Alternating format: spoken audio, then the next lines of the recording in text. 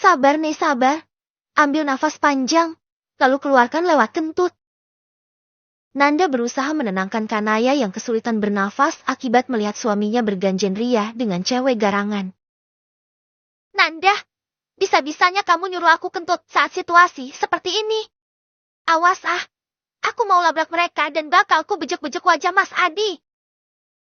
Ujar Nea menatap kesal pada sang besti. Nanda malah nyengir kuda lumping. Lah kok wajah Adi yang mau kau ulek? Harusnya kan di cewek garangan itu. Celetuk Nanda heran. Ya kan dia udah ganjen sama garangan Ende ya. Iya tapi kan yang ngegoda pastilah si cewek Nea. Gimana sih? Ah sama aja. Mas Adinya juga yang ngegida tuh cewek. Lihat aja tuh, yang lebih ganjen malah Mas Adi. Kedua wanita itu malah ribut sendiri. Nanda menoleh pada Adi dan seorang perempuan yang letak duduknya cukup jauh dari mereka. Ih kok gitu ya suami kamu, Nei? Geli lihatnya. Lebay bin alay. Nanda bergidik ngeri saat melihat Adi sok manja sama wanita yang diduga sebagai garangan selingkuhan suami Nea. Nah kan, sudah pas kalau aku ulek wajahnya yang sok kecakepan itu. Seloroh Nea hampir berdiri. Tunggu dulu. Sabar dulu napa? Dengan sigap Nanda menghalangi Nea yang hendak melabrak suaminya. Apa sih? Panas nih aku lihatin mereka. Gak sadar diri banget kalau punya bini di rumah. Ucap Nea mulai suap. Yang anggun dikit dong, Nei. Jaga harga diri sebagai istri sah. Tuh cewek garangan gak ada apa-apanya dibandingin kamu. Mending kamu bermain cantik aja. Maksudnya? Nea mulai duduk tenang kembali dan mendengarkan nasihat sahabatnya. Aku mau tanya satu hal deh sama kamu. Yakin kamu mau pertahanin pernikahan yang setiap hari buat mentalmu hancur begini? Seumur hidup itu masih lama kali, Nei. Emanlah ngabisin sisa umurmu yang masih panjang ini bersama laki yang meditnya pecirit kayak suamimu itu. Kata Nanda mulai mempengaruhi. Nea tercenung mendengar pertanyaan dari sahabatnya tersebut. Sebenarnya pernah ada pikiran untuk pisah si Ende ya? Cicit Nea. Nah itu, saran aku mending pisah aja lah sama tuh laki. Bukannya aku mau kasih bisikan Saito nih, Nei.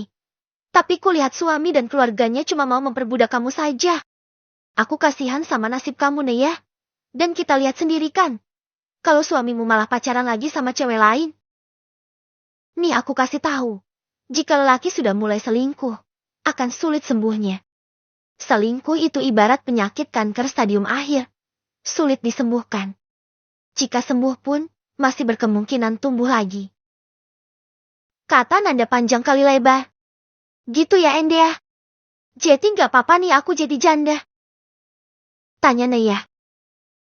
Ya gak apa-apa kali Nei. Gak tahu aja kamu kalau janda zaman sekarang tuh semakin di depan. Celetuk Nanda membesarkan hati Nea. Dah, macam Yamaha aja.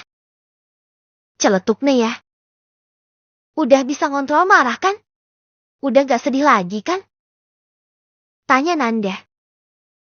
Siapa memang yang sedih? Elak Nea sembari menghapus sisa air matanya. Malu rasanya menangisi lelaki seperti Adi.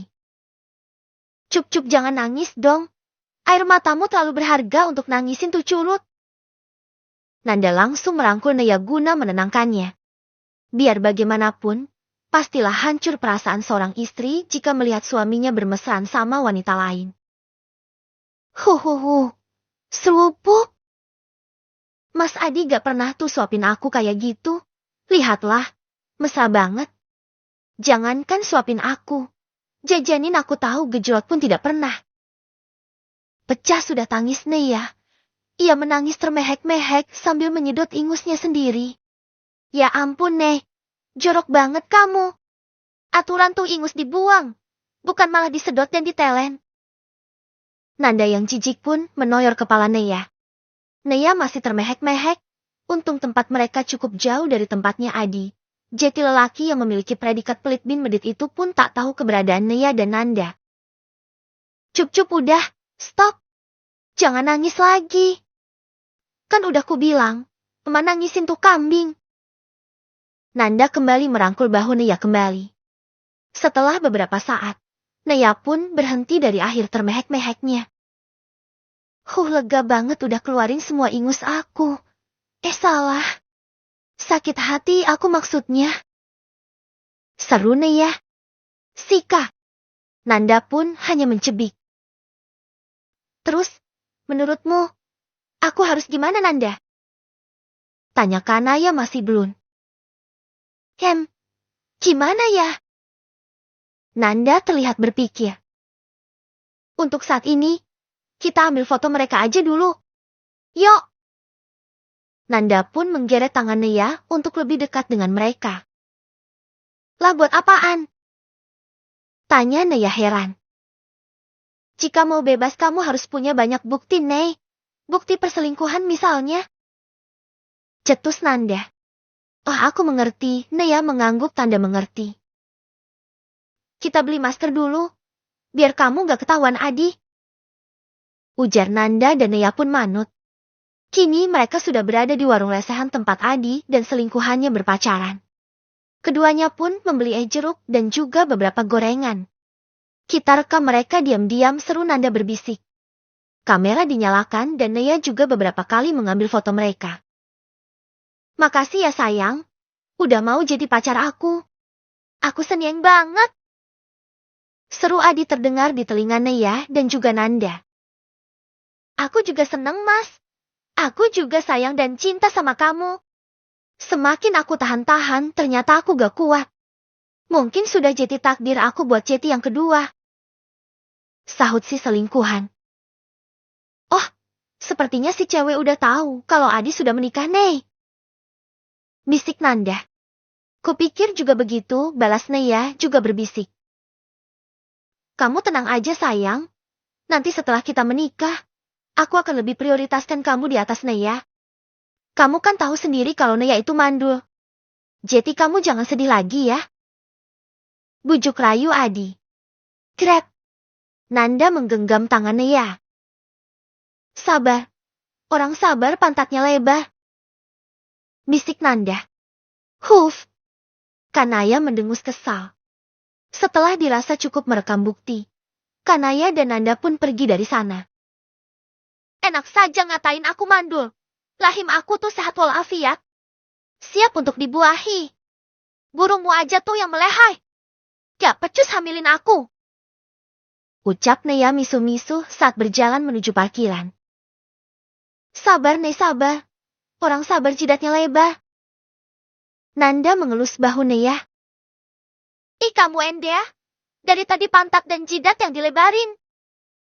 Sungut Naya balik menyemprot Nanda. Hihi, maaf. Udah pokoknya kamu tenangin diri kamu. Mulai sekarang jangan mau kamu diperbudak mereka lagi. Kalau perlu, taruh di makanan mereka racun sianida. Biar mampus semuanya sekalian. Ucap Nanda malah menjerumuskan.